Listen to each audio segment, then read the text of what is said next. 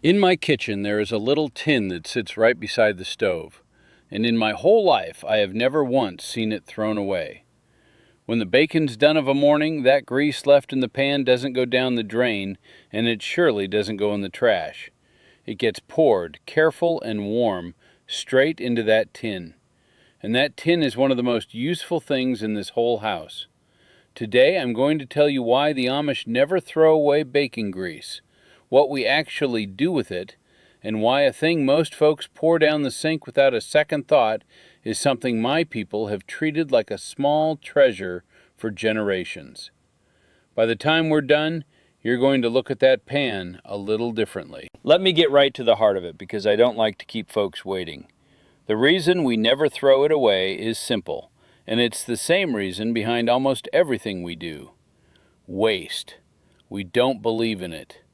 To us, pouring out good bacon grease is the same as pouring out good food, because that's exactly what it is. It's fat, rich with flavor, that you already paid for. You bought that bacon, you cooked it. That grease is part of what you bought, every bit as much as the meat was.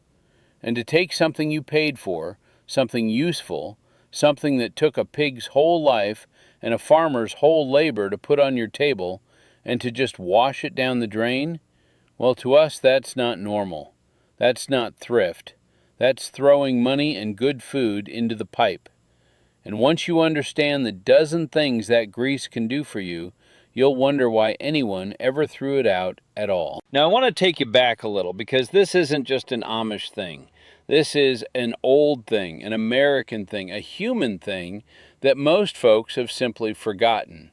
There was a time, not even that long ago, when nobody threw away fat. Your great-grandmother didn't. During the hard years, the lean years, the years of war and want, saving the cooking fat wasn't a quaint old habit, it was just how you survived. There were even times when families saved up their fat and turned it in, because the fat itself was needed for important things, and a coffee can of grease was worth something real. Every drippings of bacon, every bit of fat trimmed off a roast, it all went into the can on the back of the stove, and that can was used and used until it was gone, and then it filled up again. That knowledge that a humble jar of fat is a useful, valuable thing was once common in nearly every kitchen in this country. And then somewhere along the way, when times got soft and easy and the stores were always full, people forgot. They started pouring it away. We just never stopped remembering. So let me tell you what we actually do with it, because this is where it gets good and where I think you'll start reaching for a tin of your own. The first and the biggest use, the one that earns its keep every single day, is cooking. Bacon grease is one of the finest cooking fats there is, and I'll tell you, it carries a flavor that nothing in a bottle can match. When you fry your eggs in a little bacon grease of a morning, those eggs taste like something. When you cook your potatoes in it, fried up crisp and golden in the cast iron pan, there's a savory richness to them that you cannot get any other way. We cook our greens in it. A pot of green beans or collards or cabbage cooked low and slow with a spoonful of bacon grease stirred in, that's a dish that warms a body right through. We use it in cornbread, a little melted into the batter or used to grease the pan, and it gives that bread a flavor and a crust that's just heavenly. Sausage gravy starts with it. Skillet of fried apples gets a touch of it. The truth is, anywhere a recipe calls for oil or butter to cook in, you can often reach for that tin of bacon grease instead, and what you get back is more flavor for no extra cost at all. It's free seasoning that you already made. That alone is reason enough to keep it. But cooking is just the beginning. Let me tell you about cast iron, because the two go together like nothing else. If you've got good cast iron pans, the kind that get handed down, the kind that cook better the older they get, then bacon grease is part of how you keep them that way.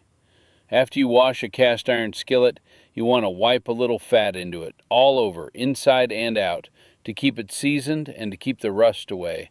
And bacon grease does that job beautifully. A skillet that's wiped down with a little bacon fat after each use just gets blacker and slicker and better with the years, until eggs slide right off it like it was greased glass. That's not a pan you replace every couple years like the store-bought kind. That's a pan your grandchildren will cook on. And bacon grease is part of the secret to keeping it alive. Now here's a use that surprises people, and it's one of the oldest uses of fat there is. Soap. The old homemade soap, the kind that actually cleans, the kind people made for hundreds of years before there was a single bottle of anything on a store shelf. That soap is made from fat. Rendered animal fat, combined the right way with lye, becomes soap. Now I'll be honest and tell you that making soap is a careful business and it takes some learning, because lye is a strong and dangerous thing and you've got to know what you're doing and respect it. But the point I want you to take is this. The fat that most people pour down the drain is the very same kind of fat that for most of human history people used to keep themselves and their homes and their clothes clean. There's a deep lesson in that. The thing you're throwing away is the thing your ancestors built a necessity out of. Then there's the wintertime and the birds. When the cold comes hard and the ground freezes and the little birds have a tough time finding anything to eat, that bacon grease becomes a gift of life for them. You can take that fat and mix it up with seeds, with cornmeal, with bits of nuts, and press it into a cake and hang it out for the birds. They call it suet, and on a bitter cold day, that fat gives those little creatures the energy they need to keep their bodies warm and stay alive through the night. There's something good and right about that, taking what would have been waste and turning it into care for the smallest creatures around your home. The birds will thank you for it all winter, and they'll bring a bit of life and song to the coldest, quietest days of the year. I'll give you another one that saved many a cold morning. Fire. A little bacon grease, soaked into something like a bit of paper or an old cotton ball or some dryer lint, makes a fire starter that catches quick and burns steady. When you're trying to get a stove or a fire going on a damp morning and the kindling just won't catch, a little fat is a friend to have. It's an old trick and a good one, and it costs you nothing because you were going to have that grease anyway. And it doesn't stop there. That same fat will quiet a squeaky hinge in a pinch. It'll help free up a tool that's gone stiff. Folks have used rendered fat to treat leather, to keep boots and harness from drying out and cracking. The old-timers knew that good fat is one of the most useful substances you can have around a home, and they were right. A tin of bacon grease isn't one thing, it's a dozen things waiting to happen. Let me give you a few more that the old-timers swore by, because the list is longer than most people would ever believe. That fat will make a fine gravy thickener and a base for a roux, the foundation of so many good sauces and pan gravies. It'll grease your bread pans and your muffin tins so a loaf turns out clean every time. Folks have used it to pop popcorn over the stove, and let me tell you, popcorn popped in a little bacon fat is a treat the children will remember their whole lives. It works rubbed into a wooden cutting board or a wooden spoon to keep the wood from drying and cracking, though many prefer a plain food oil for that. It'll help you start a stubborn nut or bolt loosening, worked into the threads. And in the old days, a man would even rub a bit of rendered fat onto the blade of a tool or a knife before putting it away, to keep the rust from creeping in over a damp winter. None of these are grand uses. They're small. But that's the whole point. It's 100 small uses, every one of them free, every one of them saving you a trip to the store or $1 from your pocket. Add them all up over a year, over a lifetime, and that humble tin has paid you back many times over. And here's something worth knowing. Bacon grease isn't the only fat worth saving. It's just the tastiest. The same habit applies to the fat off a beef roast, the drippings from a chicken or a turkey, the trimmings off a ham. Render them down, strain them clean, and you've got good cooking fat, every one with its own flavor for its own dish. Chicken fat for cooking up a savory rice or frying onions. Beef tallow for a hearty fry. The old kitchens kept several, each in its own crock, and reached for whichever suited the meal.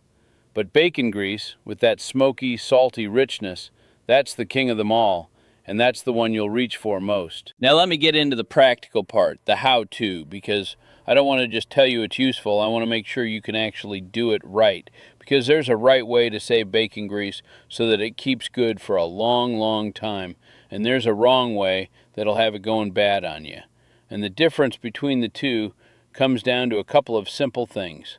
The first thing is this. You want to pour it off while it's still warm and liquid, but not while it's smoking hot straight off the fire. Let the pan cool just a minute until the grease is still pourable but no longer scorching. Pouring it warm lets it flow nice and clean into your container. The second thing, and this is the most important thing for making it last, is you want to strain it. When you cook bacon, you get those little brown bits left behind in the pan, the burnt crumbs of meat. Now those little bits are tasty, but they are also the thing that will make your grease go bad faster, because they're little pieces of meat, and meat spoils. So you want to keep them out of your saved grease. The easy way to do this is to pour your warm grease through a little strainer, or through a piece of clean cloth like cheesecloth, or even through a coffee filter into your storage tin or jar. That catches all the bits and leaves you with clean, pure fat. And clean, pure fat, with the meat bits strained out, will keep a remarkably long time. Those bits you strained out, by the way, don't throw those away either. Crumble them over a salad or into some greens. Even there, we don't waste. The third thing is your container. We've always used a tin or a crock or a good glass jar. Something with a lid is best to keep the dust out and to keep it from picking up odd smells. Many a kitchen has had a special grease can with a little strainer built right into the top, made just for this purpose. But you don't need anything fancy. A clean glass jar with a lid does the job just fine. Now, where do you keep it and how long does it last? Here's the honest answer. If you keep it sealed up and in a cool, dark place, like a pantry or a cupboard away from the stove's heat, good strained bacon grease will keep for a good while, often a month or several at room temperature. If you want it to last a great deal longer, you keep it in the icebox, the refrigerator, where the cold will hold it good for many months, even most of a year. The cold is what keeps fat from turning, so if you've got a fridge and you want to be sure, that's the place for it. Either way, it keeps far longer than most folks would ever guess. And how do you know if it's gone bad? You use your nose, the same way your grandmother did. Fat that's turned, fat that's gone rancid, has a particular smell to it. It smells off, sharp, a little like old paint or stale nuts, not like the rich, savory smell of good bacon grease. If you open that tin and it smells wrong, if it smells sour or sharp or just not right, then trust your nose and let that batch go. But if it smells good, like bacon, then it's good to use. It's a simple test, and your nose will rarely steer you wrong. The big enemies of stored fat are heat, light, air, and water. So keeping it cool, covered, and free of those meat bits and moisture is how you keep it good for the long haul. Now I want to take a moment and be the honest neighbor with you, because I'd never want to lead you wrong, and because some of you are thinking about your health, as you should. Bacon grease is a rich fat, a heavy fat, the kind they call saturated fat. And I'm not going to stand here and tell you it's a health food, because that wouldn't be true, and you deserve the truth from me. Like anything rich, it's meant to be used with sense and with moderation. A spoonful to fry your eggs or to flavor a pot of beans is a fine and good thing. Drowning everything you eat in it day after day, that's a different matter. And if you've got concerns about your heart or your health, that's a conversation to have with your doctor, who knows you and your body. The old way was never about excess. It was about not wasting. Our families used this fat, but they also worked hard from sunup to sundown, and they used it as a seasoning and a tool. a little here and a little there, not as the whole meal. So enjoy it the way it was meant to be enjoyed, with gratitude, with good sense, and in good measure. That's the honest truth of it, and I'd rather give you the honest truth than a tall tale. Now let me step back, because I think there's something bigger here than just bacon grease, and it's really the heart of why I make these videos at all. When I save that grease, I'm not just saving fat, I'm practicing something. I'm practicing a way of seeing the world, a way of looking at the things around me and asking, before I throw anything away, is there still use left in this? Is there still good in it? Because that question, asked over and over every day in 100 small ways, is the very foundation of how my people live, and it's the foundation of real independence. The family that wastes nothing needs less, and the family that needs less is free in a way that money can't buy. They're not always running to the store. They're not always spending. They're not at the mercy of whether the shelves are full or the prices are fair. They make do, they make use, and they make last. And that little tin of bacon grease, humble as it is a daily lesson in exactly that. There's a piece in it, too, that I wish I could give to every person watching. When you stop wasting, when you start seeing the use in things, a kind of contentment settles over your home. You stop feeling like you always need more, newer, fresher, store-bought. You start feeling like what you have is enough because you're using all of it, every last bit, the way it was meant to be used. That feeling, that quiet sense of enough, is worth more than anything you could buy. And it starts with the smallest things. It starts with not pouring the bacon grease down the drain. I think about my grandmother sometimes when I save that grease. She kept her grease can on the back of the stove my whole childhood, a battered old tin with a dented lid, and she guarded it like it was made of gold. As a boy, I didn't understand it. It was just grease. But I watched her cook out of that tin for years, watched her flavor a whole family's worth of meals from it, watched her stretch a little meat a long, long way with the fat it left behind. She raised a big family through hard times, and she did it in part by understanding the worth of the things other people threw away. When she passed, that habit didn't pass with her. It came down to my mother, and then to me, and now I'm passing it to you. That's how the old wisdom travels, you know, not in books, in tins on the back of the stove, in habits handed from one pair of hands to the next, in someone taking the time to say, "Here, watch, this is how we do it, and this is why."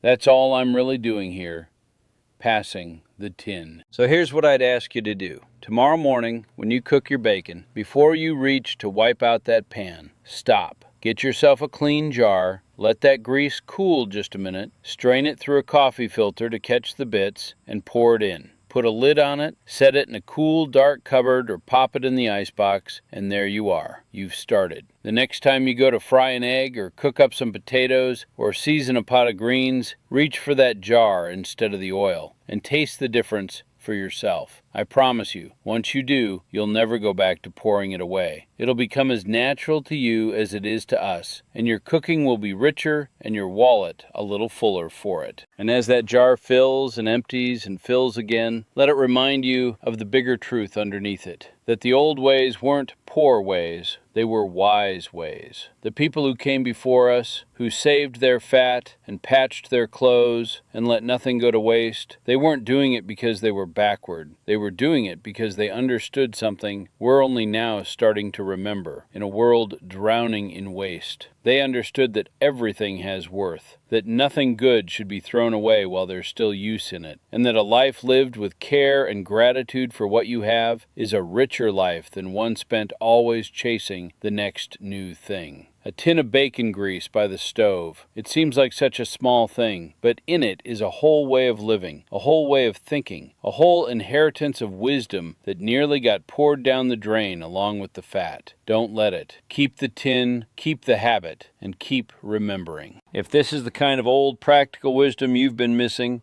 the kind that got quietly set aside and forgotten, then stay here with me. There's a great deal more where this came from, and I mean to bring it back to you, one humble piece at a time. Subscribe, and we'll keep remembering the old ways together, because some of the most important lessons we ever had are the simple ones we let ourselves forget.